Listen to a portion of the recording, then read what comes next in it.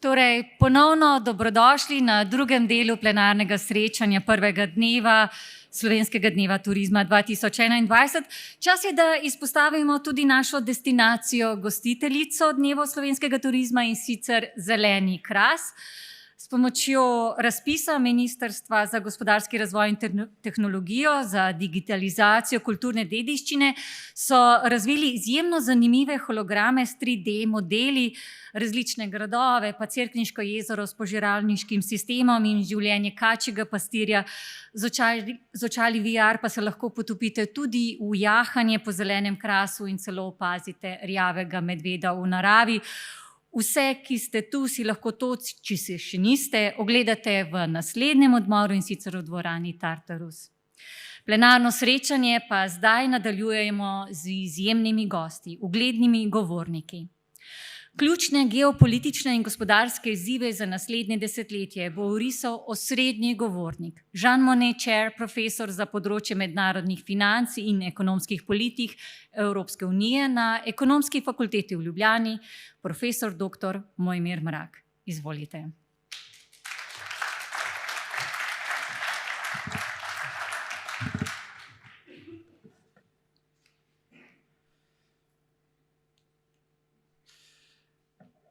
Lep pozdrav vsem skupaj in lepa zahvala organizatorjem za povabilo.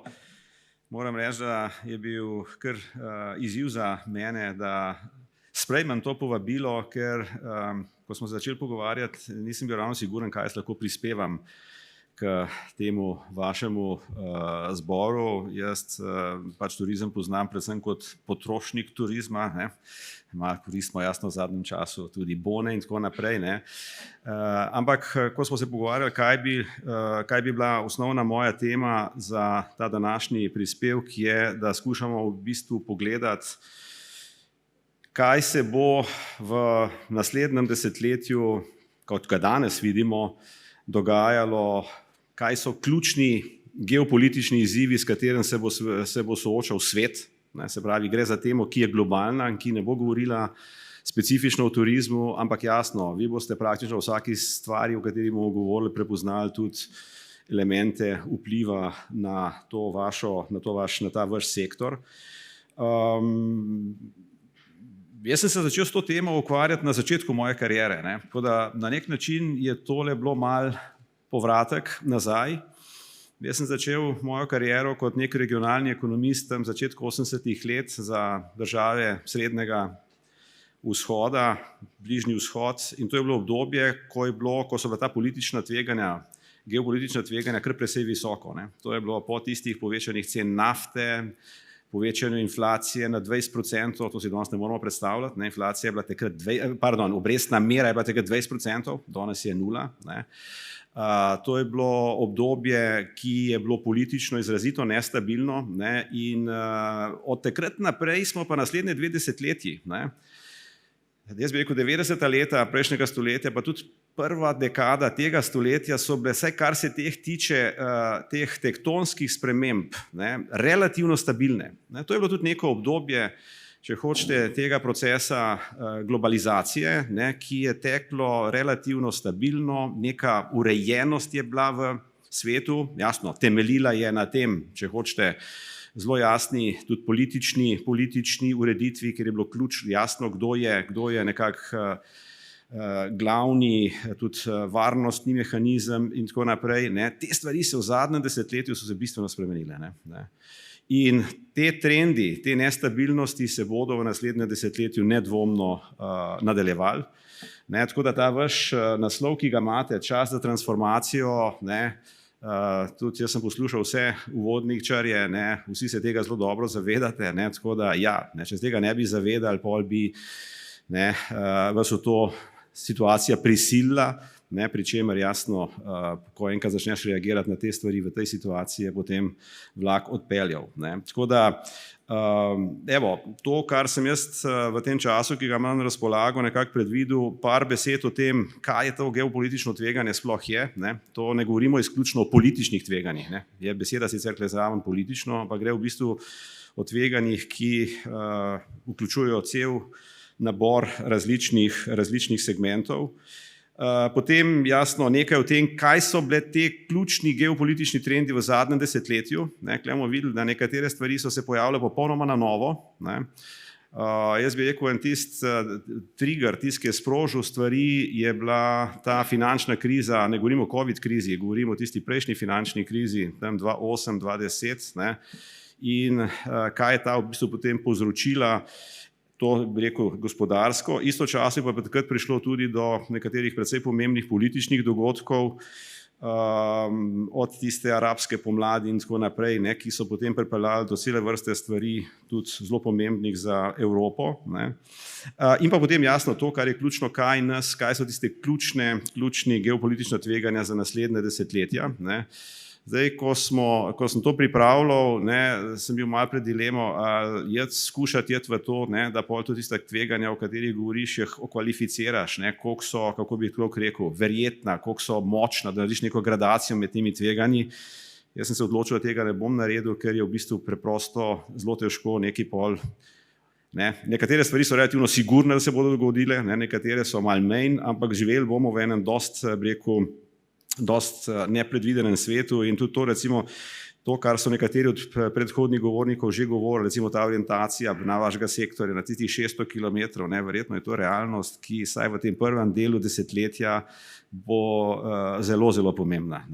Zelo, zelo pomembna. Očitno so te destinacije, ta daljše, popolnoma drugačne. Jaz sem zadnjič gledal, ko sem se pripravljal na tole, malo sicer tehničen klere, ne vem, koliko poznate, kaj je plačilna bilanca države, ampak recimo Kitajska je imela recimo leta 2010-2011 suficit, presežek v plačilni bilanci približno 80% BDP-ja. Pred izbruhom COVID krize je bil tekoči račun plačilne bilance Kitajske 0. Ampak ko pogledaš, zakaj je bil 0? 0 je bil zaradi tega, ker je v bistvu Kitajska začela na veliko potovati po svetu. Tako da ti si imel v Kitajski še vedno velik presežek na trgovinskem računu, ampak na strani storitev, tam so pa jasno dominantne turistične storitve, je pa imela Kitajska velik neto odliv. In tisti neto odliv pri turizmu je, da rečem tako zelo po domače, pojedel presežek v trgovinski bilanci. Mi Kitajsko več ali manj poznamo kot trgovinsko velesilo. Zdaj jasno, to je trg milijarda ljudi, in če bomo šli gledati kitajsko plačilno bilanco danes, je verjetno zopet v suficitu zaradi tega, ker turizma ni. Se pravi, kitajskih turistov, to so bili predvsem v regiji, delno pa jasno tudi v Evropi, je danes precej manj in te stvari se bodo verjetno počasi vračala. Zdaj, dve besedi o tem, kaj so ta geopolitična tveganja, da jih probamo na nek način umestiti, o čem bom govoril. Gledano zelo generalno, gre to v bistvu za neka tveganja, ki so neka kombinacija stvari vezanih na geografske dejavnike. Recimo, jaz sem si sem mislil, da je prezentacija tudi gor, nimate, ampak kakorkoli jo bo, jaz mislim, da bo na razpolago za udeležence. To so recimo geografski dejavniki, tipičen primer tega je recimo kitajska politika danes glede globalizacije. Kitajska globalizacija je zelo drugačna, kot je bila globalizacija pred recimo tega zahodnega tipa. Če gledate, kaj Kitajci počnejo kot investicije, oni strateško kupujejo dve stvari.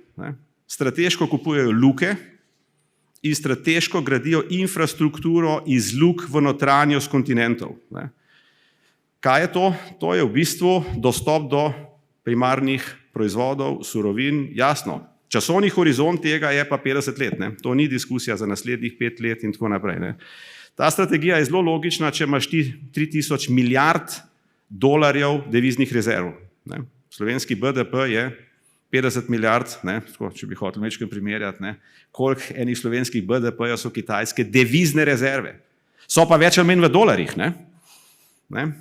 Tako si lahko misli, Kitajci na nek kratek rok niso hudo zainteresirani, da pride do nekega cirkusa z dolarjem, ampak kaj skušajo narediti? Skušajo te rezerve v enem delu diverzificirati za to vrstne investicije.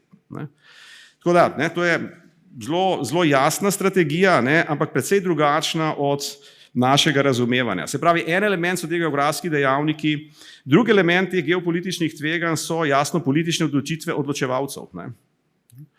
Jaz bi tukaj samo recimo omenil Trumpa, ne zato, ker je on začetnik nečesa, ampak poznamo ta način odločanja, ki je v bistvu postaja vse drugačnejši, kot smo ga poznali v preteklosti. Svet postaja bistveno bolj multipolaren, kot je bil. In jasno, čim postaja bistveno bolj multipolaren, se stvari med temi centri moči tudi bistveno bolj zapletajo, kot je bilo to recimo situacija v prejšnjih 2 desetletjih. Gre v bistvu za tveganja, govorim jasno še zmeraj o tem konceptu geopolitičnih tveganj, ki jih je po različnih teh verjih, pa zdaj gledaš lahko, ali so to javne inštitucije, Svetovna banka, IMF, ali pa če gledaš recimo Svetovni ekonomski kongres, te razne privatni think tanki, razdelijo ta tveganja v principu v 5 skupin. 5 skupin, nekdo malo tudi to združuje, ampak eno je jasno, to tveganje je vezano s politiko in varnostjo. Tukaj noter imate stvari od raznih teh oboroženih stvari, spopadov, nekih propadov sistema multilateralizma, s katerim se danes srečujemo. Ne vem, če kdo mogoče spremlja v tem tednu, poteka v Washingtonu tale letna skupščina Mednarodnega denarnega sklada in Svetovne banke in ena osrednjih tem je bilo, a bo tale managing direktor Mednarodnega denarnega sklada moral odstopiti ali ne. Zakaj? Zelo jasno, konfrontacija Amerike in Kitajske. Se pravi, te stvari se prenašajo tudi na te etablirane mednarodne finančne inštitucije in vse te stvari v bistvu prispevajo k nekim dodatnim nestabilnostim. Se pravi, politika, varnost, ena stvar sigurno. Druga stvar v teh geopolitičnih stvareh je ekonomija. Jasno, te ekonomske stvari.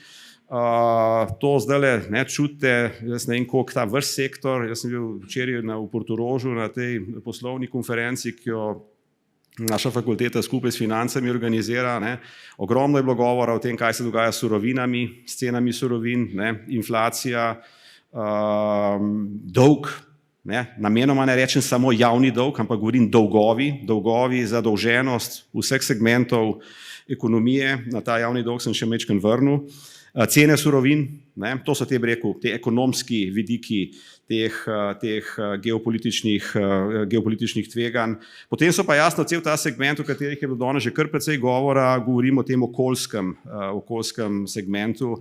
Če gledate jasno, očitno je, da te klimatske spremembe povzročajo že zdaj kar velike ekonomske škode, zlasti, kako bi rekel, pogostejša dogajanja z temi ekstremnimi vremenskimi pojavi, sčasoma pa jasno, en resen prehod na tole, kar se pogovarjamo, na zeleno in digitalno ekonomijo, bo po mojem bistveno večji izziv, kot si ga danes še predstavljamo.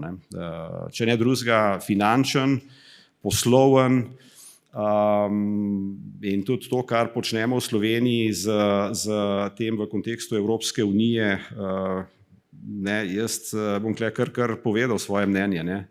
Žal mislim, da ta nacionalni razvojni program, tak kot je bil prezentiran v Bruselj, ni tisto, kar bi bilo najbolj pametno za nas. Jaz mislim, da je ta program precej bolj business as usual, kot pa, da bi bila to v bistvu res prilika za neko razvojno spremembo. Zakaj govorim to? Nisem profesor, ki bi pol nekaj nazaj govoril, ko je že nekaj bilo narejeno, so bili narejeni predlogi v trenutku, ko se je ta program začel delati, ampak očitno je bila ocena, da to, kar je predlog, ni ta pravo, in bojim se, da bomo šli spet z investicijami predvsem v ta infrastrukturni del, saj to je, kar je v nacionalnem reformnem programu. Kaj bo za kohezijsko politiko zaenkrat, še ne vemo, upam, da se bodo tam stvari popravile. Veste, mi bomo res dali v bistvu 40% ali 20% za digitalno ekonomijo in to je tisto, kar Evropska komisija od nas zahteva. Dajte si pogledati, kakšna je struktura tistih sredstev. Moje mnenje je, da bi morali iti v tistem delu bistveno večji del v gospodarstvo, tam gre pa en velik del bistveno večji del v digitalizacijo javnega sektorja, kar je tudi potrebno, ne? Ampak prioritete so tukaj važne. Ne? Denarja, bom tudi povedal, ker sem tukaj s turizmom. Moje mnenje je bilo, da bi moralo iti za turizem bistveno več kohezijskega denarja, ne pa denarja iz tega nacionalnega reformnega programa. Ne? Tako da, ampak evo, to so mnenja, so različna. Še enkrat pa pravim, govorim o tem zato, ker sem to tudi govoril takrat, ko je bilo to na mizi, ampak ni bilo smatrano kot relevantno. Naslednji stvar je jasno tehnologija. Ne? Naslednji segment teh geostrateških tveganj so ta tehnološka tveganja. Jaz bom samo dve stvari omenil, ne? To so ta IT infrastruktura, ne vem, 5G, ne? In vsi ti varnostni problemi s tem. Ne? Tisti, ki te stvari malo sledimo, poznate to. Kibernetska varnost bo verjetno ena od ključnih stvari, ne? v naslednjem desetletju. In to govorim za javni sektor, ne? In jasno tudi za ključne inštitucije. Zdaj, geopolitični trendi v zadnjem desetletju, jasno, o COVID krizi je bilo dovolj govora, ampak jaz bi rekel to, COVID kriza je izbruhnila na koncu enega desetletja, v katerem je šel svet skozi zelo močne in politične pretrese, ne, velike gospodarske spremembe in pomembne tehnološke inovacije. Ne. Se pravi, so se stvari dogajale že takrat. Ne. In druga stvar, kar se je dogajalo v prejšnjem desetletju, je, da smo šli skozi tri velike krize. Ne. Eno je bila tista finančna kriza, tam 2008, 2010, ne, pa se je pol njeni repi so se vlekli klele v evroconi nekje do leta 2014-2015.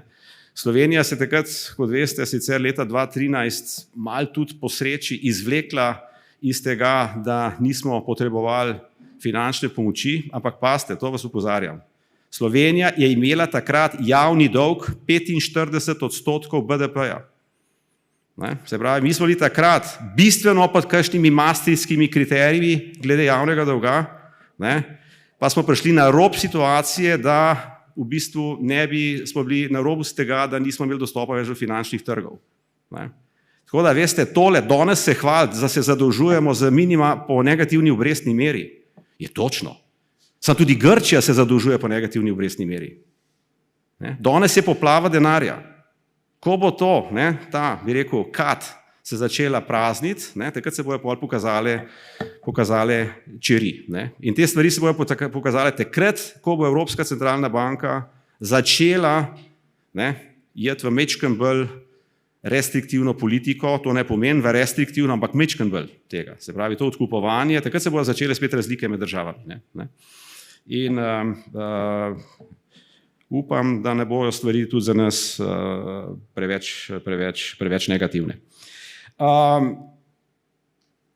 Zdaj, jasno, ta COVID kriza, ne, je pa na nek način še dodatno pospešila neke od teh geopolitičnih trendov, ki so se nekateri nakazovali že pred tem, ne, kle so postali pa, bi rekel, zelo jasni. Ne. Tako da, jaz bi rekel, da sta dejansko v zadnjem desetletju lahko govorimo o dveh sklopih strukturnih premikov, ki so na nek način nas pripeljali v tole situacijo.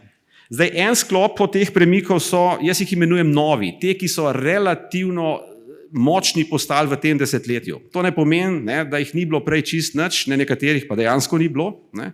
Druga skupina so pa v bistvu neki trendi, ki so nadaljevanje tistega, kar se je že začelo prej, ampak se je v tem desetletju ali pospešilo, ali pa preprosto šlo za nekim podobnim trendom kot v prejšnjem desetletju. Jasno, verjetno prvo par besed o teh novih ključnih izzivih klele. Ena stvar, ki je bistveno nova, je, da so se močno povečale socialno-ekonomske razlike v okviru posameznih držav. Ne? To ne govorim zdaj dežele v razvoju, ampak tako v razvitih kot ta, če hočete,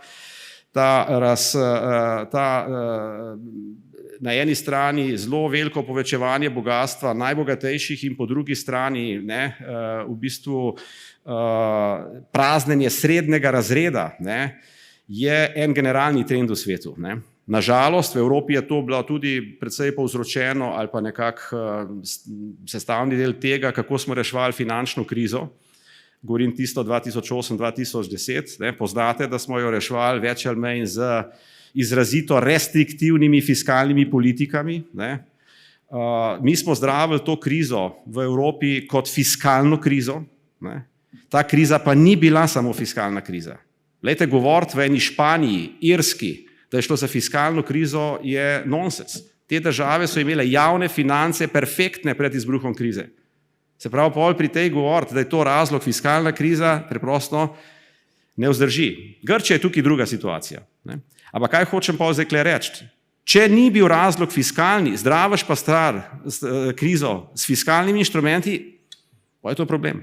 Jasno, posledica tega je, ne, da smo imeli precej problemov z naraščanjem teh nacionalizmov, populizma, ne samo v Evropi, drugod. To je ena stvar, pa druga stvar. Ne. Izredno pomembna stvar v tem kontekstu geopolitičnih tveganj je zaton Združenih držav Amerike kot svetovnega hegemona, se pravi tiste, ki je v bistvu obvladoval situacijo, in prehod v multipolarni svet. To je, ni to samo Kitajska, to je Rusija, to je, če hočete, v našem bližnjem okolju tudi recimo Turčija. Ne? Ampak skratka, svet je postal multipolaren. Ne? Imamo zdaj več močnih igralcev. Združene države Amerike se, kot vidite, vlečejo iz različnih stvari, ki so bile pred desetletji samo po sebi umevne. Ne? Mi, Evropejci, bodimo si na jasnem, na ta varnostni dežnik Združenih držav Amerike, NATO. Ne vem, če lahko mi še računamo, da je nam na nek način dan. Ne? Poglejte tale odhod iz Afganistana. Ne? Narejen je bil brez kakršnega koli posvetovanja z NATO partnerji. Ne. Očitno je, da se kle spreminjajo neki čisto strateški odnosi, ne, podpis tega, kar se je dogajalo v Aziji s podpisom te pogodbe med Ameriko, Avstralijo in Veliko Britanijo. Ne. To, da ni bilo Francije zraven, je sicer ena stvar, ampak tudi EU-ja nekako ni bilo kle zraven. Ne. Tako da kle se te stvari spreminjajo. Jaz vam moram reči, v tem kontekstu zelo jasno razumem veliko nervozo v Baltiku, v kontekstu pač Rusije in te njene politike do Ukrajina, Krim. Poglejte, Krim je v bistvu šel v Rusijo brez nekih resnih posledic za Rusijo. Skratka, živimo v nekem svetu, ki se spreminja iz sveta, kjer so bila pravila relativno jasna. In to vam hočem reči. Svet, kjer so pravila jasna, je tudi svet, ki je dober za majhne države. Majhne države se v dobrih, kjer so pravila jasna, relativno hitro lahko prilagaja, dobro prilagaja. Ne. Zdaj pa gremo v nek svet, ki več ali manj temelji ali pa bolj temelji preprosto na odnosu moči. Na odnosu moči. In jasno, poznate ta pregovor, kjer se sloni tepejo, pol trava, ni več ravno hudo zelena. To zaostrevanje odnosov med velesilami je nedvomno ena od stvari, ki se je v tem desetletju, jaz bi kar rekel, močno zaostrila. Pa imamo pa jasno, par teh tradicionalnih tveganj, tradicionalnih trendov, o katerih pa sicer vedno govorimo, pa vedno rečemo, to so problemi, ampak so problemi na dolgi rok. Demografija. Glejte, to, kar mi govorimo, staranje prebivalstva, vpliv tega na javne finance. Zadnjih par vlad, vključno s tole, v penzijski reformi sploh ne govorimo zares. In res je, penzijski sistem ne bo propadel naslednje leto. Ampak del, ko ga odlagamo, dragi moji, večje probleme bomo imeli takrat, ko bomo to morali jeti. Jasno, verjetno je to sestavni del te naše, če hočete, tudi koalicijske zgodbe dobro, mislim, da ni potrebno v to iti detaljnije, ampak hočem to reči, odlaganje pokojninske reforme, kjer ti daješ letno iz proračuna milijardo in toliko v pokojninsko blagajno, očitno kaže na to, da bi bilo v to treba iti. To je demografija. In Slovenija ima eno od 5 najslabših demografij v Evropi. Mislim, najslabših v smislu staranja prebivalstva. Se pravi, ta problem je za nas relativno pomemben. Klimatske spremembe verjetno ni treba posebej govoriti, ker je bilo že veliko govora. To so stvari, ki so se že začenjale in te trendi so se tudi v tem desetletju, bi rekel, bolj jasno artikulirali. Končno, tudi če hočete, Evropska unija, katere del smo, je te trende naslavljala že tudi v prejšnji finančni perspektivi, no s tem novim vodstvom in Evropske komisije, sveta, pa tudi novo, bolj eksplicitno politiko Evropskega sveta je to pač postala zdaj ključna razvojna strategija za to desetletje. Jaz mislim, da je to prav, da ne bi bilo nesporazuma. Bomo pa tukaj videli velike probleme. Samo eno dilemo, da vam klele dam, da tudi o čem govorimo.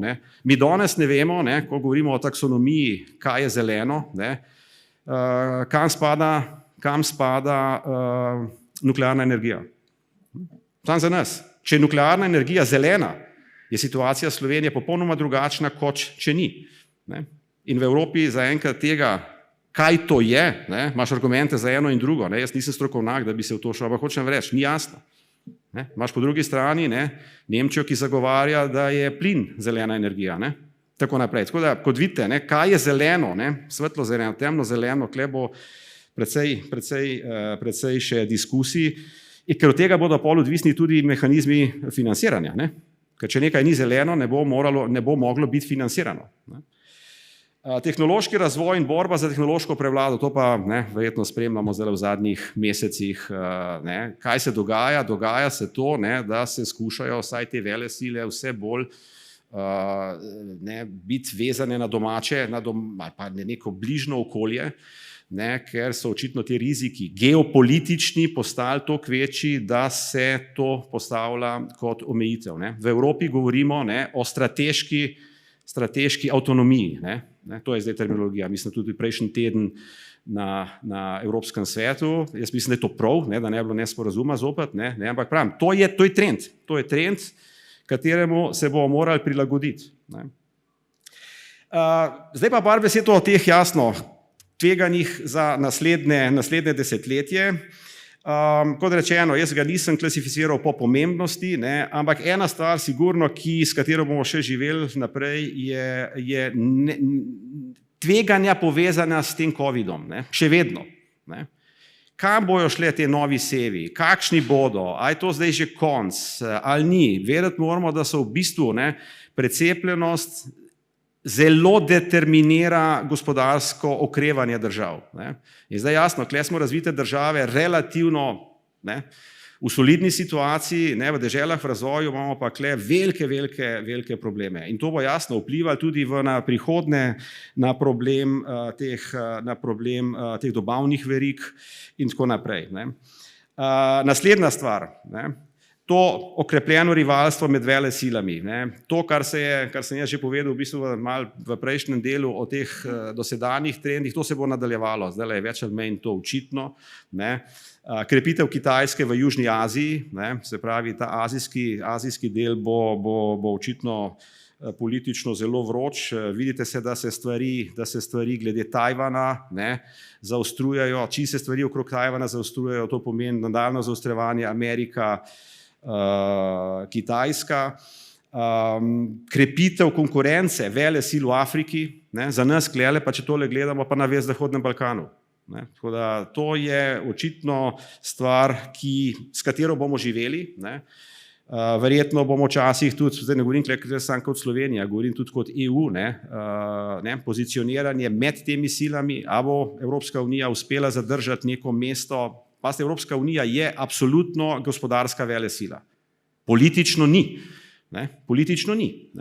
Ker preprosto tudi način njenega sprejemanja odločitev glede politike je popolnoma drugačna kot na področju ekonomije.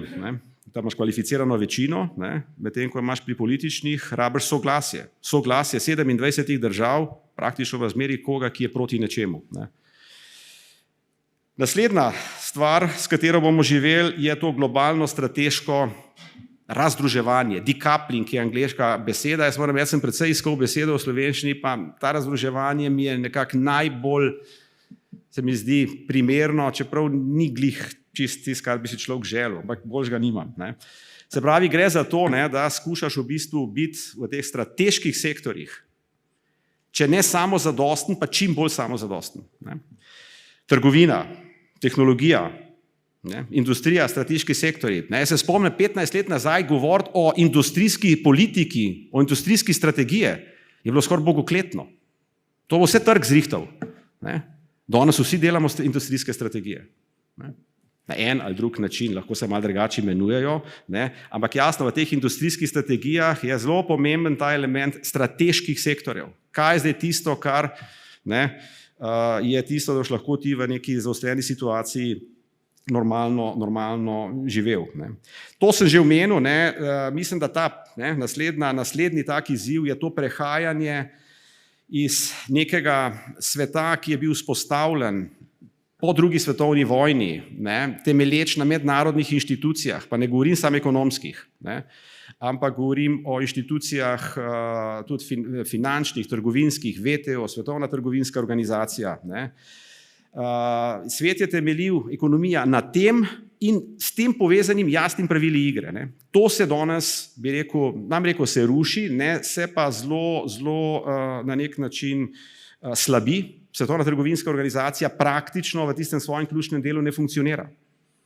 Tole, kar se dogaja s tole gospod Kristalino Georgijevo kot managing direktorjo IMF-a, ona je sicer preživela zdajle na temle svetu, ampak je to za kredibilnost IMF-a zelo slabo. To so stvari, ki v bistvu slabijo inštitucije. Ena stvar, ki jo videvamo, je, da se jasno vidi, da se v svetu generalno krepijo ta, jaz bi rekel, avtokratski način vladanja. Vidimo, da so tudi te države, nekatere od teh precej ekonomsko uspešne v tem sistemu, ampak jaz mislim, da je veliko razlogov za to slabosti Zahoda pri menedžiranju teh stvari. Ampak to je trend, kateremu vidimo tudi tudi v Evropi. Krepitev socialnih nemirov in tega, jaz mislim, da na to se moramo navaditi. Tega bo, jaz nikakor ne izključujem, da bomo v kratkem videli tudi elemente tega okoljskega terorizma. Ljudje bojo v eni fazi, pogledajte, ko gledaš ti, da ima 1% prebivalstva, tako bogatstvo, po drugi strani ti pa ta procent prebivalstva potem govori o tem, kaj je treba okoljsko narediti. Na drugi strani imaš v bistvu te segmente, ki so v bistvu skozi te krize zgubljali, v eni fazi jim bo počel film. In recimo, zadnjič sem čital ene stvari, tega je vse več. Tega je vse več, govorimo o okoljsko, jaz sem ga imenoval terorizem, mogoče bo to drugače se imenovalo, ampak v bistvu neka ne meri glede tega. Tehnološke vojne, kibernetski napadi, to je v bistvu ena stvar, ki zlasti, če gledaš azijski del, ga zelo visoko dajejo kot potencialna tveganja. Dve zelo ekonomski stvari, in s tem bom tudi počasi zaključil. Eno je, da mi bomo morali preiti, to pa tudi velja zelo pomembno za nas v Evropski uniji, monetarni uniji, na neko novo kombinacijo makroekonomskih politik. Evropska centralna banka na dolgi rok tega, kar počne, ne bo mogla početi.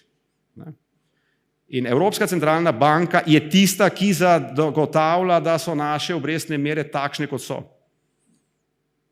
In da se hvalimo, da imamo negativno obrestno mero za zadolževanje. Tega ne bo v eni fazi. Jaz ne rečem, lahko bo to še drugo leto. Moje osebno videnje je, da naslednje leto bo še dobro.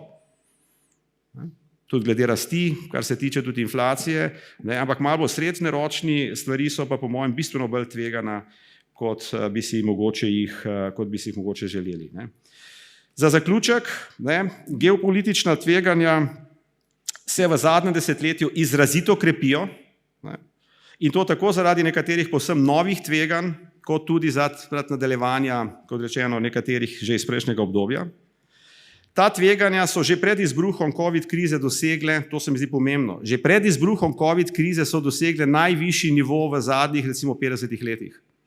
To ni zdaj COVID kriza povzročila. Že takrat so bile, zlasti s tem multilateralizmom. V naslednjem desetletju je po mojem realno pričakovati nadaljevanje tega visokega nivoja geopolitičnih tveganj. Se pravi, da bo teh tveganj več, kot jih je bilo v preteklosti.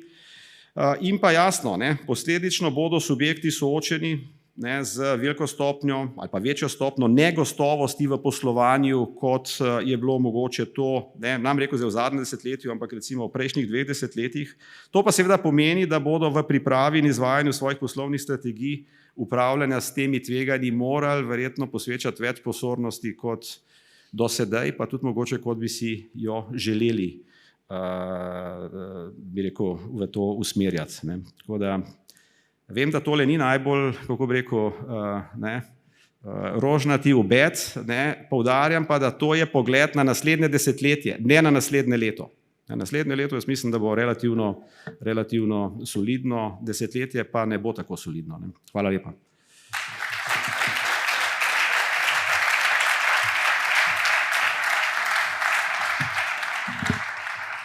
Profesor dr. Mrak, najlepša hvala za vašo obogatitev dnevov slovenskega turizma. Z nami je tudi prvi tuji gost, priznani govornik na najpomembnejših turističnih konferencah z več kot 20-letnimi izkušnjami na področju destinacijskega menedžmenta, gospod Doug Lenski. Doug Lenski, welcome to the Days of Slovenian Tourism. Oh, there you are. The stage is yours. Thank you very much. Wow, dobro jutro. Nice to see everybody. Thanks for coming out today and for the people joining at home. I had a lot of people say to me before I came up here just now that I should break a leg, but after seeing what happened earlier, I don't know, maybe in Slovenia it means something else, so I'm a little bit worried. I'm going to be a little careful today. You guys make it really tough on speakers. You bring out this amazing opening dance number, then I'm supposed to follow the Minister of the Economy, and then your own tourism rock star, Maya Pakter, and then even a robot. I mean, I don't know, maybe you need to change your whole tourism slogan. Come for the nature and the people, but fall in love with our robots. I might be wrestling this robot later. I see in the back of the room, I got this. We're going to be a wrestle. Matches on in the cave later on tonight. So this is going to be really exciting today. Got a lot of new material. If you've seen me here in 2019 in Portoroz. And by the way, I got to say, it's so nice to be at a mask-free event. To see some familiar faces in the audience. Some of you maybe remember mine, but it feels so good. Hopefully we're really leaving this Corona period behind us and moving forward. And I want to get to that. As we rebound back from that, I want to sort of get into what this new vision of success is. What are we trying to achieve? We can get the slide up here on the stage. Yeah, there we go. Just to sort of look at this bigger picture. This is how much of the GDP tourism is for these places. In Cancun, it's 50% of their GDP. And I think with anything, with your own money, you don't want to put all your eggs in one basket. And think how hard these guys were hit by tourism compared to everyone else. And we never know what's going to happen. So you want to make sure tourism can grow and be smart, but you don't want it to take over the entire economy. I kind of look at it like this. Tourism is that little frosting layer on top, but it needs some cake to taste good. You know, if it looks like this, and that's your culture and society, it doesn't work. It's too much frosting, not enough cake. And that's what's happened in many of those other places I just showed you. And I think we've done this. If you can see the small text, it says the visitor's experience in the tourism industry below. This is traditionally how we've looked at tourism, right? These are the two factors, the visitors and the industry. And then the locals have come along and said, you know, we care about the local quality of life and the environment, and we don't really care about the tourists, and we don't care about the tourism industry. But I think what we need to find is something like this, right? Find that balance, that little sweet spot where we care about the environment. This is what we've been talking about all day today. Find the visitors, make them happy, make the tourism industry happy, and the locals.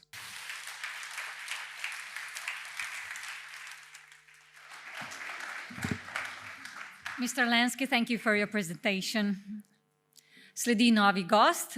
Danes je svetovalec pri eni največjih svetovalnih družb v turistični industriji, sicer pa ima že več kot 20-letne izkušnje tudi v slovenskem hotelskem sektorju. Lepo pozdravljam gospoda Tomislava Čeha. Dobar dan.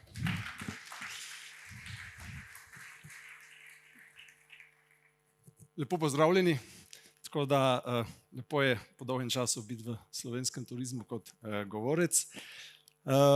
Verjetno ena najbolj zanimivih vprašanj, tudi politično najbolj zanimivih in težkih vprašanj je, kam bomo šli v bodoče z upravljanjem slovenskih hotelov. Predvsem zato, ker je kriza, o kateri je gospod Mrak pregovoril, finančna, pripeljala te hotele nazaj v državne roke preko slabe banke, SDH in tako naprej. Tako da samo kratko delam za trenutno največjo specializirano svetovalno podjetje z področja hospitalityja. 4 področja imamo, posebej, kar bi rad opozoril, je tudi service living consulting, se pravi, demografska vprašanja so velika, niso to samo domovi za ostarele, ampak je še marsikaj drugega, tako da, ampak nisem to zato danes tukaj. Ko govorimo o turizmu, ko govorimo o hospitalityju, ko govorimo o hotelirstvu, se moramo spomniti, moramo pogledati zgodovino in se vprašati, zakaj ljudje potujemo. To je osnova tega, da bomo pravilno upravljali hotele v bodoče. Korona nam je nastavila ogledalo in slika, ne govorimo o slovenskem turizmu, govorimo generalno o hotelirstvu, svetovnem, ni najlepša. Ne? Govorimo o gužvi na destinacijah, govorimo o tem, da moramo biti zeleni, vzdržni in tako naprej.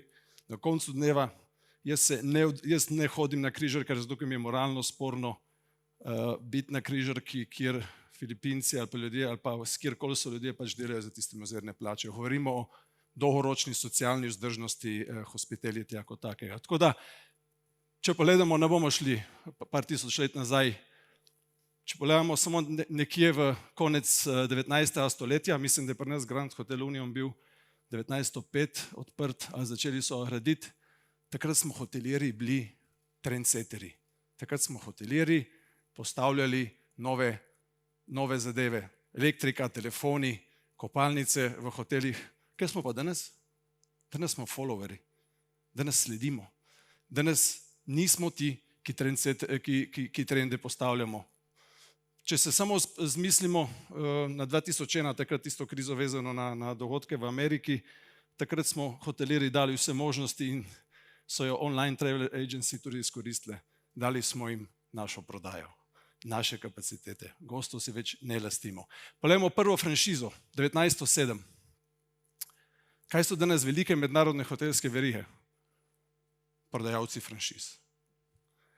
Poglejmo še en dogodek in sicer takoj po drugi svetovni vojni, takrat so Američani začeli več potovati po svetu, tudi po Evropi in so seveda, takrat ni bilo interneta, razmišljali o tem, kako bi zagarantirali eno normalno bivanje, da vejo, da je čisto, da so postelje dobre in tako naprej in so si zamislili pogodbo o upravljanju, management contract in to je nič drugega kot to, kako upravljati premoženje nekoga brez rizika. To je pogodba o upravljanju.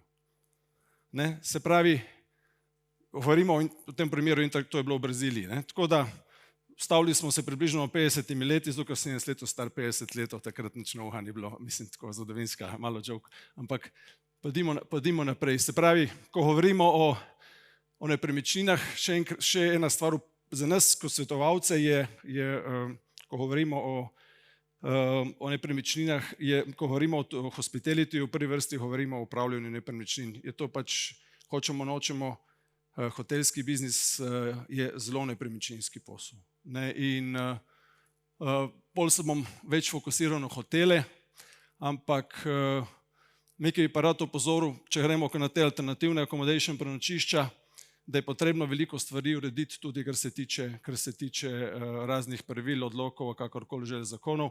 Rad bi opozoril na glamping. Glamping, Slovenija je poznana v Evropi in po svetu kot glamping destinacija. Z vidika pravil o tem, kaj je glamping, kaj lahko glamping, kaj kličemo glamping in kaj ne vsebuje glamping, pa zakonsko pa tega nimamo urejeno in je to potrebno urediti zato, da bomo res bili kvalitetna glamping destinacija. Tako da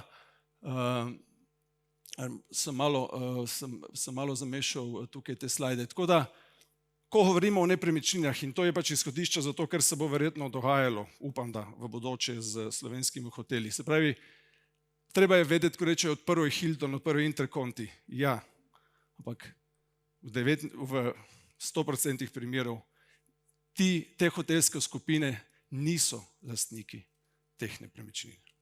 Prva stvar, hotelske skupine upravljajo oziroma nudijo blagovno znamko. Prej sem pač omenil, bom večkrat omenil, hotelske, to smo se učili na Cornelu, velike hotelske skupine, pa Marriott je sponzor Cornela, pa so to povedali tam, so imeli primer Marriotta kot tega, da v bistvu je meri od večja manj danes samo prodajalec franšiz. Koncu bomo šli tudi pol na pogodbe. Spravi, so pa še 3 načini, ne, kako zaslužiti z hotelsko ali pa z namestitveno nepremičnino. Eno je sam razvoj, developerji, ki jih v Sloveniji žal nimamo, oziroma jih je premalo. Ne. Zakaj, bomo pol kasneje rekli. Lastništvo lete, si lastnik, jo pač upravljajo sam, oziroma ti upravlja nekdo v tvojem imenu. Ter seveda upravljanje nepremičnine ali pa nudenje blagovne znamke, se pravi, tukaj govorimo o hotelskih verigah. Ne. Ali smo hotelerji lahko dobri razvijalci nepremičnin? Smo in nismo. Več ali manj moram reči, da nismo, žal. Ne. Žal pač nismo dobri izvajalci nepremičnin in tudi lastniki hotelskih podjetij velikokrat nerealno pač vprašajo, pričakujejo od hotelskega menedžerja, da bo znal razviti v pravi smeri nepremičnino. Ne. Lastniki so lahko razvijalci nepremičnin ali pa tudi ne. V Sloveniji vemo, da je pač velika večina hotelskih kapacitet v roki podjetij, ki jih tudi upravljajo. Ne. Tako da ta prezentacija bo na voljo tudi na onlineu, mislim, bo na voljo tudi na internetni strani. Še nekaj bi pač rekel o samih pogodbah. Se pravi, imamo lastnika nepremičnino, ki upravlja s to nepremičnino, torej je tudi hotelier.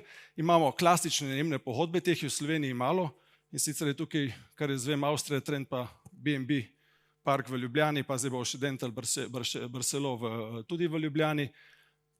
Potem imamo več ali manj pogodbe o upravljanju, kempinski, interkonti, pa imamo kar nekaj franšiz, Best Western v Ljubljani, pa mislim v Mariboru, pa bil je v Mariboru, zdaj tam ima Korova zgodba, pa Ramada.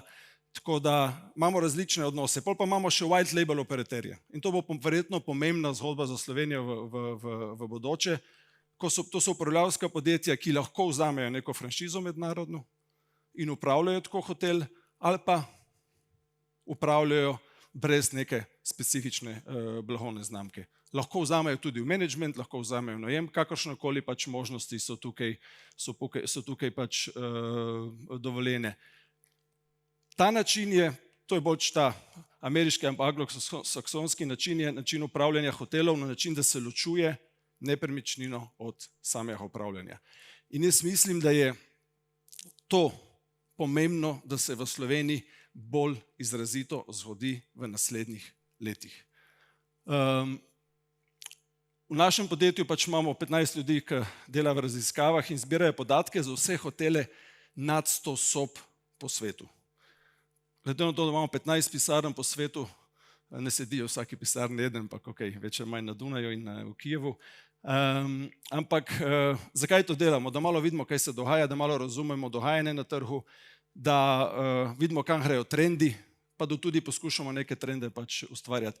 Za spremembo nisem zbral Avstrijo, ampak sem zbral Italijo. Se pravi, naša sosednja država, država, ki je, bom rekel, del stare Evrope. Poglejte, zdaj dober del, bom rekel, koliko je brandiranih pač hotelov nad 100 sob, se pravi, samo 45%, pol pa gremo Poljsko, del nove Evrope. 63%, zakaj? Pa gremo na Slovenijo, vidimo 28%, jaz ne rečem, da je to slabo, samo nekaj, to, a je brandirano ali ni brandirano, ni slabo.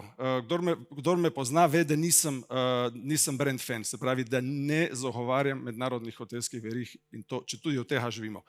A priori nisem. Tako da potem lahko gremo še na področje, pač to, kar mi kličemo Jadransko morje. Kaj se je zgodilo v Italiji? Italija je pač tako, kot cel njihova industrija, zelo družinsko vezana industrija. Ne? Zelo na družinsko in veliko družinskih hotelov in tako naprej. Zato, ker so bili zelo družinsko vezane zgodbe, so v hotelirstvu tudi zaspali. Ampak Italija je danes zaradi tega hotspot za investicije v hotelskem biznisu. Ne? Tako da mi delamo na 3 projektih samo v Benetkah, naprimer. Tako da pri Poljskem je bila 30 let nazaj pač po koncu komunizma, nepremičnine so bile take, kot so bile, hoteli so bili, kot so bili, velika država, znala je privabiti mednarodne investitorje, znala je privabiti s tem tudi know-how. In oni so že v 90-ih letih naredili zelo veliko korakov naprej za to, da se jim je hotelski sektor razvil, kamor se je, in da se jim je nepremičninski sektor razvil, kamor se je, in da dejansko danes na Poljskem, da so danes Poljaki na točki, kjer so njihovi lastniki hotelov Poljaki, zelo pomembni investitorji. Videli boste jih na Jadranskem morju, se pravi tudi v Sloveniji, ker pač dobivam povpraševanja za posamezne investicije na mizo in pač to vem. Tako da teh slajdov imam malo morje, če vas zanima, res jih poglejte jih potem na netu kasneje. Potem imamo še, kar je zanimivo, hotelske skupine niso nujno tudi brendi, ne? Brendov imamo več znotraj hotelske skupine. Hotelska skupina je tudi Sava pri nas in tako naprej.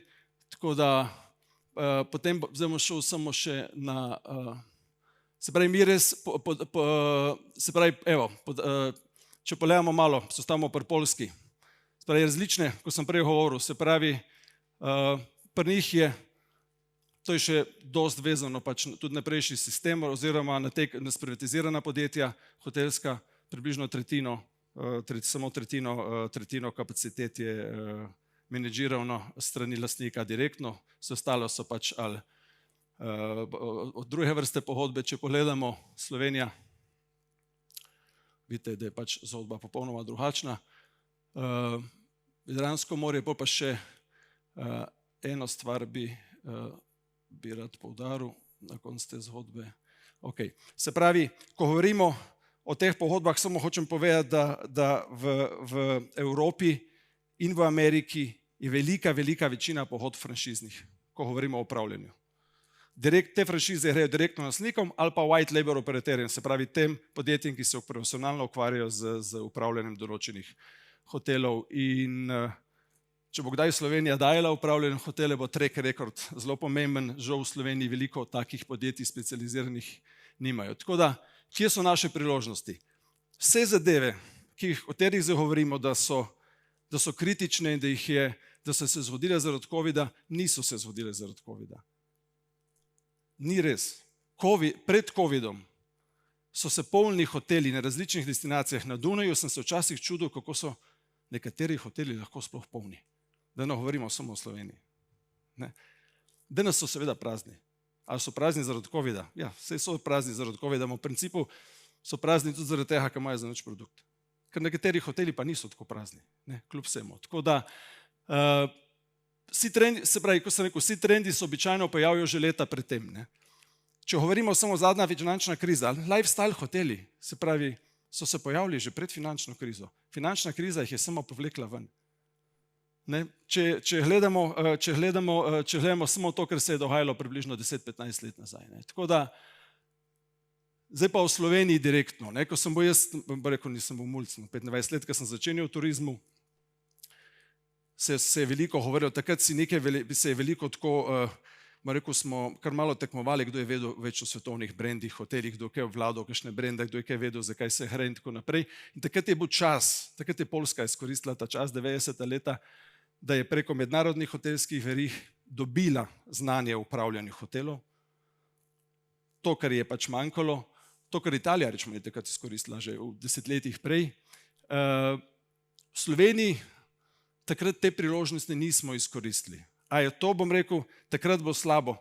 Bilo je slabo. A je z današnjega točke, ko gledam za nazaj, to slabo? Ne, dobro je. Vsem to,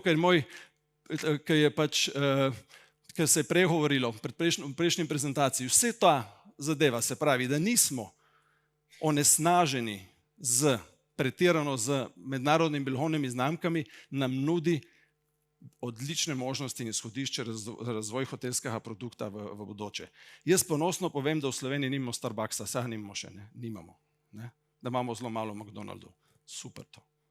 To so stvari, ne meri se razvitost po tem, koliko teh, bom rekel, podobnih mednarodnih brendov nimaš. In tudi razvitost hotelskega sektorja v Sloveniji se, hvala Bogu, ni potrebno več meriti po tem, čeprav bi verjetno 30 let nazaj govoril popolnoma drugače, neverjetno, zagotovo. Nujno je potreben dvig kvalitete upravljanja.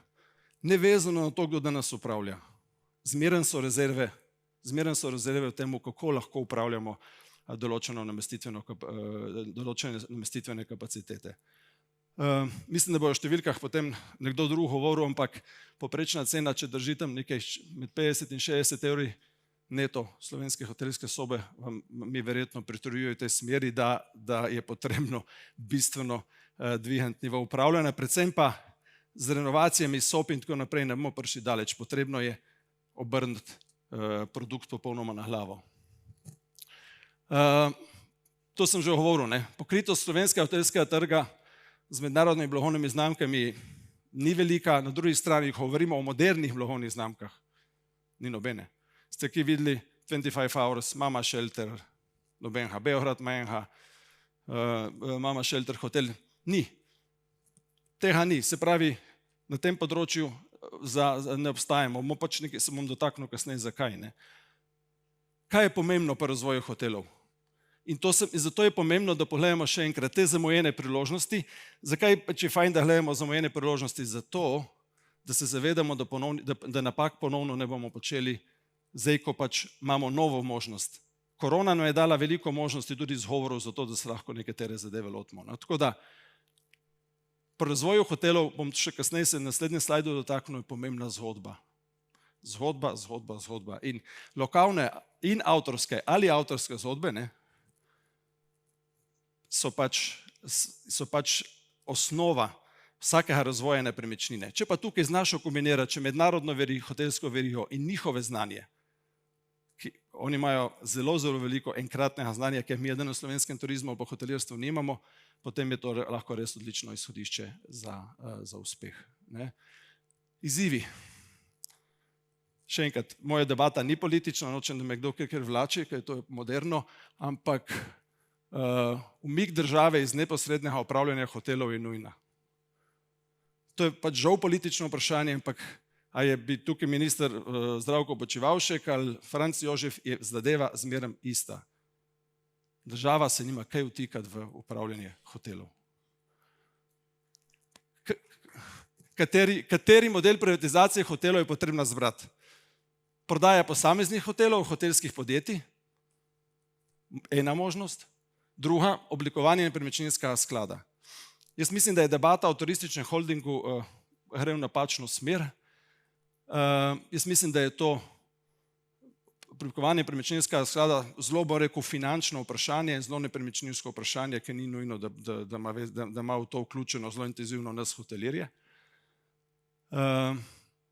Bomo prišli do konca, zakaj sem to vprašanje, nisem odgovoril do konca, bom prišel na naslednjem slajdu. Potem imamo pa, ko smo govorili o tem, da ohranjamo naravo in tako naprej. Jaz bom eno bohokletno stvar rekel, veste, da smo dobili, da bomo pisali novo strategijo slovenskega turizma in jaz se bom samo ta del ukvarjal, ker je vezan na upravljanje generalno hotelov, ampak jaz, ali pa ustvarjanje novih hotelov, jaz mislim, da greenfield naložb ne rabimo. Sem tukaj, da lahko me streljate, jaz mislim, da rabimo brownfield naložbe. Se pravi, jaz mislim, da rabimo, da nam umira zelo veliko, to je provokacija. To je provokacija zato, da začnemo razmišljati mogoče malo drugače. Bom pol končal ta slajd in zato to pravim. Se pravi, Italija ima sklad z 2 milijardami evrov, ki je namenjeno, se pravi, obnovi starih zgodovinskih stavb, več ali manj zato, da se jih pač obrne v hotele, poveže s hospitalitijem. Imamo, naprimer, bil sem zadnjič v Metliki, pa v Črnomlju se dogaja in tako naprej, veliko stavb praznih in tako naprej, ki bi jih lahko kupili, bi se lahko povezali v eno zgodbo nekega hotela v centru. Imamo veliko industrijskih delov, mogoče mest, kot je Rok v Ljubljani, ki bi jih lahko tudi na to vezali in tako naprej. Se pravi, ali je smiselno razmišljati o temu, da se oblikuje poseben sklad? Ja, kako? Zakaj zagovarjam oblikovanje nepremičninskega sklada? Oblikujete, to ni zgodba, ki smo se mi zmislili, pa jaz. To je Accor naredil. Accor je danes najbolj propulzivna hotelska veriga na svetu. Iz Merkur in podobnih brendov dolgočasnih je prišel 25 Hours, Mama Shelter, Tribe in kakorkoli že. Vlaga v tehnološka podjetja. Kako je prišel do denarja? Oblikoval je sklad. Do 49% je spustil noter razne vlagatelje, s tem je dobil denar, vzel je upravljanje vse hotele, se pravi, zagotovil je prihodke skladu da je lahko obnovil hotele, ker denarja za to niso imeli, je spustil vlagatelje, s tem denarjem so obnovili hotele. A vidimo tukaj slovenski hotelski biznis? Vidimo. Slovenski trg je za vlagatelje nezanimiv. Jaz sem imel par developerjev iz tujine, ki bi delili tukaj, ključno vprašanje je bilo, kdo bo na koncu to kupil. Imamo komu to ponuditi? Nimamo. Zakaj? Stroški vstopa velikih nepremičninskih skladov na tako majhen trg so isti, kot če vstopi v Italijo ali na Poljsko. Startup je startup. Tako da, bom rekel, in jim je Slovenija kot potencial bila zanimiva. Ali je, bom rekel, ta tiket, ki se kliče nepremičninski sklad obstoječih državnih hotelov za investitorje zanimiv? Seveda je, zelo je zanimiv. Na ta način bi lahko dobili denar za obnovo hotelov. Seveda bomo pa prej potrebno te hotele smiselno oddati v upravljanje strokovnjakom, hotelirjem. Po standardih teh hotelirjev, takih drugačnih, se bojo obnovili ti hoteli s tem denarjem. Z denarjem z upravljanja se bo ta sklad polnil. Naredimo še en nepremičninski sklad, development sklad, razvojni sklad, ki bo vlagal v področja Ptuj, mislim mesta, če znamo pri mestih krajih, Kamnik, Škofja Loka, Ptuj, Maribor, karkoli. Govorimo o temu, da bo to rizični sklad. Toliko projektov bo uspelo, toliko jih ne bo. Projekti, ki bojo dobri, se bojo premaknili v nepremičninski sklad. Govorimo o temu, gospod Mrak je govoril, da ne bo za penzije, mogoče pa to lahko en del naših penzij. Tako da, rekel, to so te zgodbe, to je ta zgodba, ki dejansko, zakaj zagovarjam nepremičninski sklad. Na ta način bomo lahko tudi kontrolirali razvoj turizma v Sloveniji. Ampak pojmo naprej. Ključni dejavniki na tržišču in zdaj prijemo v tem, ko sem rekel, da je treba pač razviti zgodbo, da je pač treba pogledati, kaj počnemo. Veliki postajajo še večji, jasno, hotelske verige prevzemajo zdaj vse pred sabo. Zakaj? Ker so zamudile.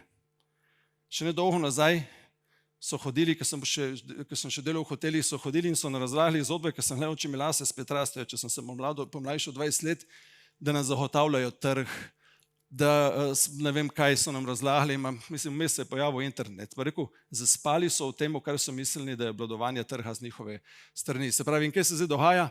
Začeli so razvijati lastne blagovne znamke in začeli so prevzemati nove in kreativne hotelske verige, to so te hotelski startupi. Tukaj smo hotelirji pokazali, da smo lahko inovativni in hvala Bogu, da se lahko naherem na to, kar sem zatežil na začetku. O spletnih turističnih agencijah ne bom zgubil besed, pa imamo te motivce ljubega miru, Airbnb, TripAdvisor, z raznimi možnostmi, da lahko kritiziramo, pa povemo tudi kaj dobrega. Ko govorimo budget hoteli niso več neke črne luknje umazane. Budget hoteli, to je Motel One. To je 2 zvezdici. Motel One je super, ne zgodba. Se pravi, to je dostopno. Se pravi, lahko potujemo za čisto normalen denar in odlično spimo. Sem že govoril o lifestyle hotelih. Hoteli kot družbena središča, to mi je zmeraj najboljša točka. Zakaj potujemo? Da srečamo, bomo rekel, Avstralca v Ljubljani, če si, ne vem, Avstrijc, ali da srečaš Slovenca, Ljubljančana v Ljubljani. Če gremo na Grand Hotel Union, prvo so Slovenci, da kakšno je Avstro-Ogrski rekli, da bojo imeli nek prostor, kjer bojo pač neko dvorano za kulturne in politične dogodke, seveda zraven tega paša kavarna, pa restauracija, pa bistro, pa je pa še fajn, da so dali, so rekli, še nek 100 sob za tujski turizem. Ampak to je bil potem center družabnega življenja.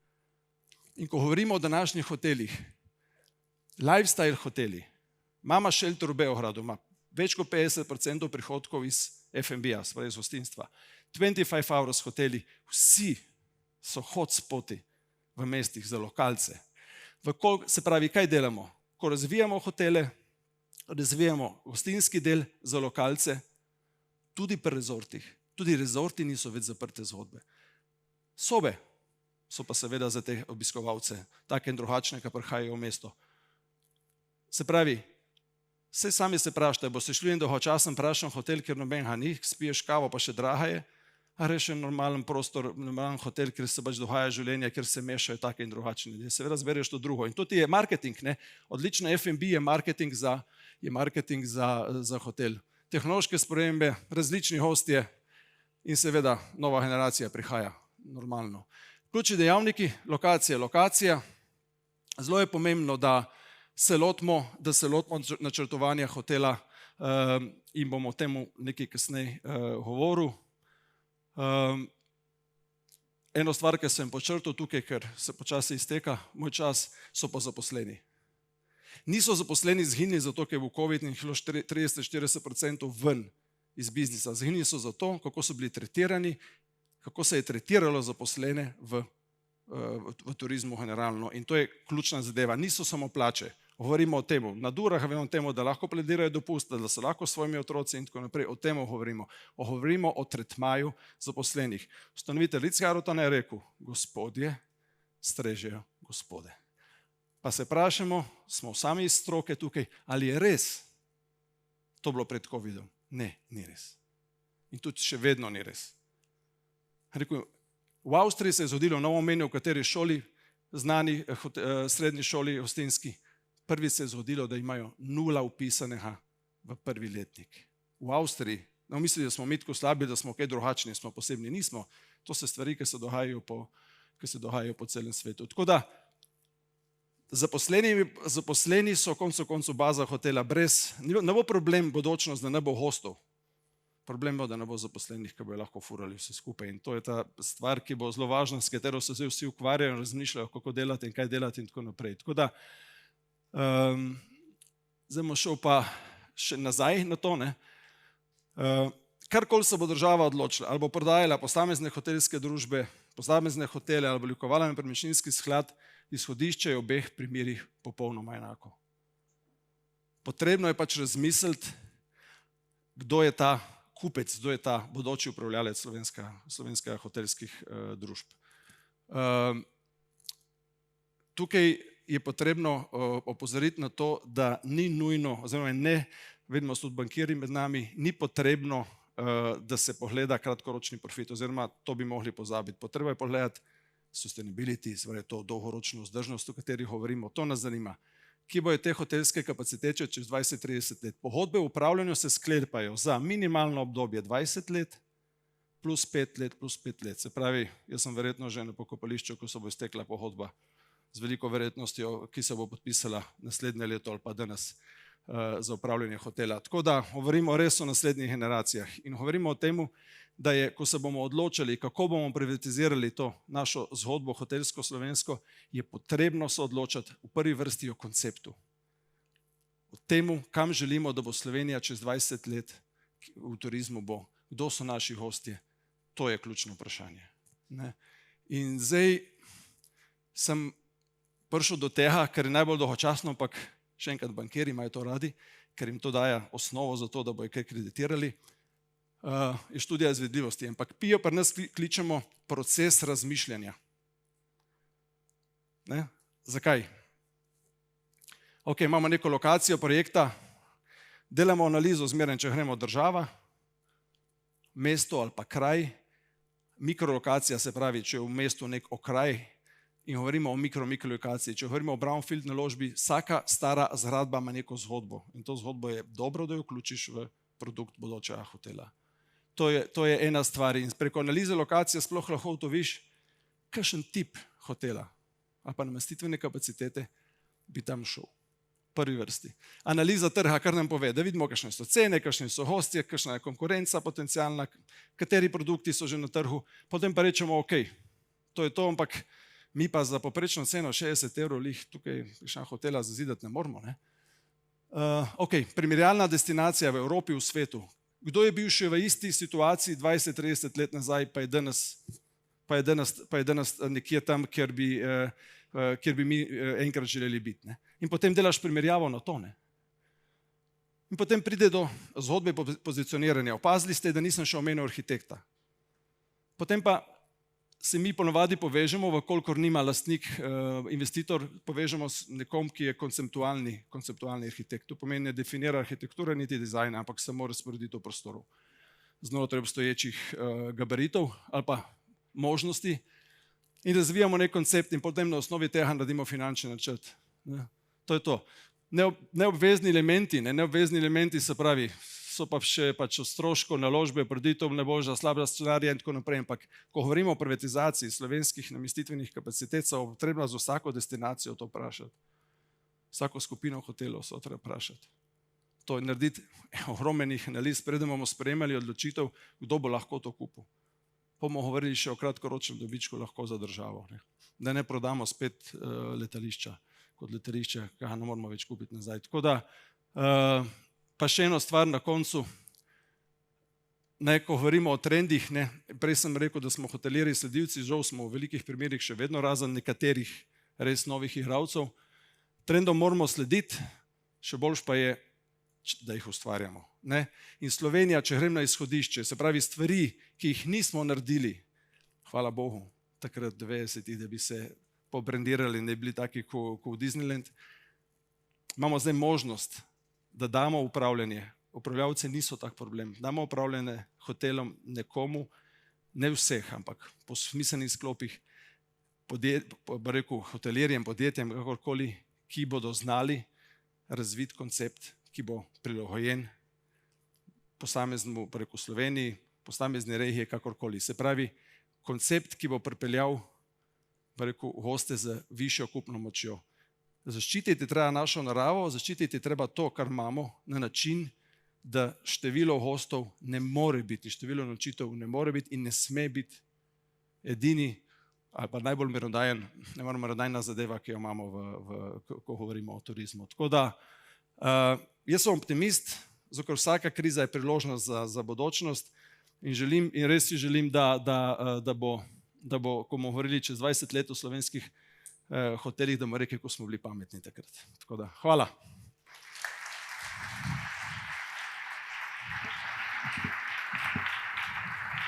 Gospod Čeh, najlepša hvala. Da je Slovenija lepa, to smo lahko spoznali vsaj v času korone, če že ne prej. A kako nas vidi častitljiva inštitucija, kot je National Geographic, eden najvplivnejših medijev na globalnem trgu, specializiranem za tematiko narave in doživeti v naravi. Prav na tem sloni slovenski turizem. Torej, kakšen je njihov pogled na Slovenijo? To nam bo zdaj razkrila urednica pri National Geographic Traveler, gospa Sarah Barrell. Miss Sarah Barrell, the stage, or should I say the screen, is yours. Hello from London to all in Postojna. I'm Sarah Barrell, Senior Editor at National Geographic Traveller. We hope that the conference is going very well and that it's been a productive return to face-to-face meetings for those that can. I'm here to give you an overview of our publication and also keenly to give you our perspective on Slovenia's tourism offering. So, firstly, a quick overview of our publications. Our main title is National Geographic Traveller. It's a 10-issue-a-year frequency, starting from Jan-Feb onwards. We've been running for 11 years. We also now have a sister title, National Geographic Traveller Food, a 4-issue-a-year frequency, and this has been sold as a standalone on newsstands since summer 2020. It's doing very well. National Geographic Traveller Supplements, we do a lot of sponsor-led guides. A food and drink guide to Wales was published with the 2020 issue in October, and we have an Indonesia travel guide publishing in December 2021. We also do editorial-led guides, notably a winter sports guide that's publishing this December, which I've just finished editing. Very exciting. Very happy to see a return to skiing, a hopeful return to the Alps and other places in Europe. National Geographic.co.uk/travel is where we increasingly publish a lot of original content online, along with our repurposed print material. So now a quick look at more in detail at our main title, National Geographic Traveller. Each issue runs to around 160 to 180 pages, and inside you'll find destination features, several an issue, 10-page stories combining original photography and first-person travelogue. This could either be a broad countrywide excursion, a journey through a region, or an exploration by theme, so food or design, culture. We always have an essentials box, so that's the kind of back box bit, with information on how to help readers kickstart their booking. And like most of our features, trips are supported by a tourism board or a tour operator working in the UK market. Hotel guides, that's nominally our sleep feature, although we do others, but the sleep feature is a big 10-page presentation of new places to stay across all budgets in a city or region. and these nice glossy photographs of hotels, which we've been clinging on to in the last 18 months of lockdown. Weekenders, we do several different weekenders focused on rural areas or secondary cities in general. These features offer up 2-day itineraries. We give people extra activities to pique interest for readers at the end, so little boxes out on culture or cocktails or crafts, that kind of thing. City guides, we do 7 to 9 page features, weaving in travel tips, local voices, new hotel openings, new museums. These are detailed guides as well as long reads with a thematic thrust. For photography stories, 9-page photographic essays showcasing some of the world's finest photojournalists. And these often, but not always, but often detail a really intrepid journey. So it's a really good way for us to put our readers somewhere where they may never end up getting, or perhaps it inspires a really great once-in-a-lifetime trip. Food. These are largely commissioned in conjunction with National Geographic Traveller Food, our sister title. These features delve into regional restaurants, people, produce. They feature interviews with chefs, hoteliers, and they go to quite interesting corners of the world, just not the most obvious destinations. We do lots of report and analysis features, from green cities to zoo tourism. Our reports and hot topic articles tackle industry developments and consumer issues. These have been really useful in the last 18 months to keep people updated, COVID regs, travel information, practical guides to insurance, and that kind of thing. So they're quite reactive, and we tend to give them less of a lead time. Our main features have got a minimum of 3-month lead time, but these smaller news reactive features are shorter, which is quite a nice way for PRs and industry to sort of get in with news when we've usually sort of tied up the magazine many months in advance otherwise. We have regular sections, news, trends, interviews, expert advice, and focus pieces tend to be at the front and the back of the magazine. And again, these have a bit of a shorter lead time. So how does Slovenia fit into our readers' desires for travel? We're going to look at travel trends from the wider UK market and how we're currently feeling about the state of travel. So Absalace's research reveals that almost half of those polled, 46%, have booked or are considering taking a winter holiday this year. And that's really healthy. That's a figure that will be higher at this time in the year before the pandemic. And operators across the board are reporting a surge in bookings for summer 2022. UK travellers are keen to book early to avoid what's being predicted as price hikes on bookings.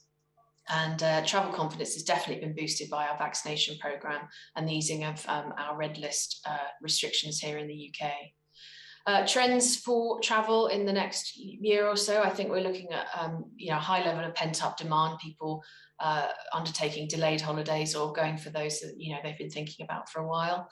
People have still got great desire for wide open spaces, nature, national parks, hiking, that kind of thing. And I think people are looking for travel with purpose. We all realize how precious life is and how much time counts. And I think people are looking for trips where they can give something back or join in with the community initiative.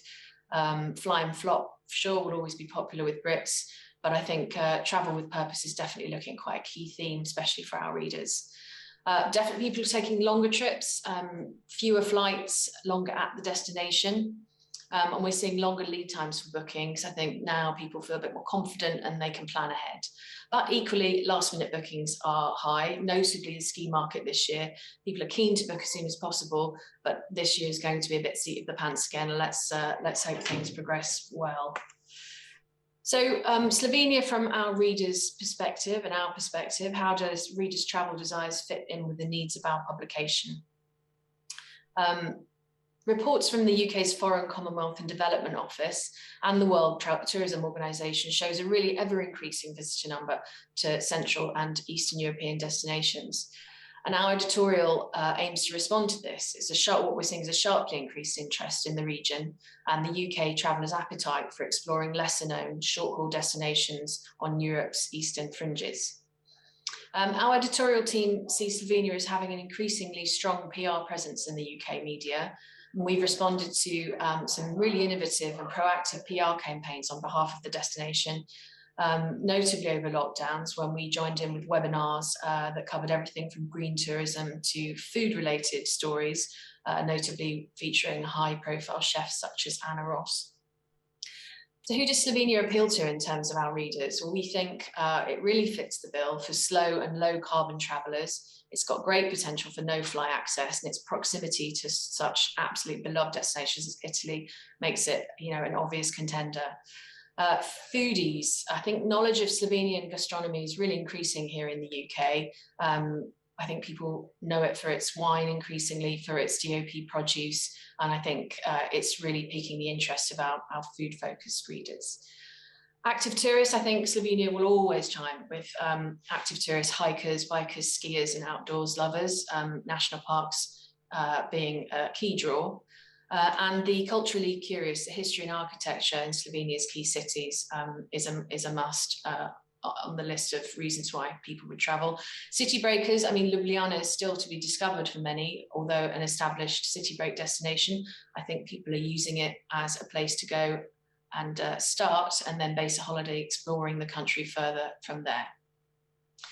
How do we cover Slovenia? So recent and future features, just very recently. So we've had The Pioneer by featuring Anna Ross in National Geographic Traveller Food, and that's out in the autumn issue on the stands now. Weekend of Maribor in our September 2021 issue, and a long read City Life in May 2021. And we've also got a really nice feature coming up on Eat Slovenia in 2022, yet to be decided quite where, but it may be a city or it could be a region. But we're really looking forward to that one. Now, online original content. All of our print content goes up online, and as I've just said, we also increasingly produce a lot of original content for our website. We have regular themed features like Meet the Adventurer, From My City to Yours, Meet the Maker, How I Got the Shot, photography-led author series, where we do get an original piece of writing from an author that talks about the inspiration for a book. My Life in Food, again, an interview-led feature, and lots of experiential stories. And you can see here the examples from Slovenia coverage over the last couple of years. Just some highlights here: A Chef's Guide to Slovenia. We've called it the culinary destination for 2021. And this was off the back of what I was previously talking about, the really great webinars that the destination provided over lockdown. And we got some great content out of that. So, brilliantly done, expert-led, and more of that, please. Slovenia Travel Guide, we have a big hub for all things Slovenia, and then also stories such as Slovenia paragliding, you can see just to the right here. So lots of experiential first-person copy. So a little bit about our live events. Travel Geeks, just here, is a regular event where our editorial team and industry partners provide a panel of experts offering up practical advice on a particular destination or theme. You can see here that we've recently had, a huge roster in the last few months, and they generally attended by minimum of 300, but up to well over 1,000. Certainly the ones I've hosted have had upwards of 1,000 people from all over the world since they're virtual. We used to do them in London, which was great, but over lockdown for obvious reasons we didn't, and it's extended the audience reach massively. It's really been inspirational and a real sort of great way to get your travel buzz from wherever you are in the world. We've had events on culinary tour of Israel, North Carolina, exploring rural Japan, Italy, the Yukon, Kenya, Estonia, and coming up, we've got a couple more you can see at the bottom there, including a really exciting one on Saskatchewan. We also do a lot of live events on a much bigger scale. National Geographic Traveller Food Festival returns in July 2022. That's an enormous event. As you can see, the 2019 festival, the last one we held, was attended by well over 5,000 people. It brings chefs, foodies, journalists, writers, authors from across the world, and there's demos and travel tips. It's a huge event. We're really excited that it's going to happen again next year. Also, you can see we've got another couple of events: Explore Adelaide, South Australia with Ollie Smith, wine focused. And our masterclasses return next year in January 2022. As you can see, last time they were held, we had well over 1,500 attendees, and this is where we have authors, our editorial team, experts, freelancers come in and give tips on everything from how to take street photography through to how to write a great long read. So that's probably goodbye from me, and best wishes for the rest of the conference. And we really, really hope to see you in Slovenia soon.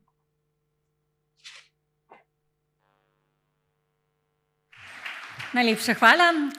Preden zaključimo prvi del plenarnega srečanja, še nekaj pomembnih informacij. Nekateri ste dobili vabilo na pozdrav prireditvi 68. gostinsko-turističnega zbora in vi ste vabljeni, da ostanete kar v dvorani. Seveda se lahko pridružite tudi ostali. Z vami bo voditeljica Liza Praprotnik. Za druge bo verjetno zdaj sledil čas odmora, tudi kosila. Temu smo rekli kar, da je čas za krožnik dobrega in sicer v dvorani zraven. Še to, prav vse toplo vabim na drugi del plenarnega srečanja in sicer ob 15. uri na okroglo mizo z vrhunskimi sogovorniki. Okroglo mizo bo vodila moderatorka Petra Kovič, odgovorna urednica Sveta kapitala, poslovne spletne edicije medijske hiše Delo. Torej, zdaj je čas za kosilo in za pozdrav.